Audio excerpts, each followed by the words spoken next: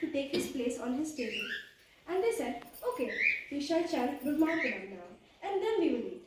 So everyone started chanting, and over there, present, was this little primary boy. He thought, if Swami is sitting here, then why should we sit somewhere else and chant Brahmapanam?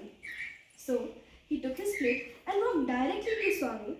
He said, here is Brahma, here is the food, Arpanam.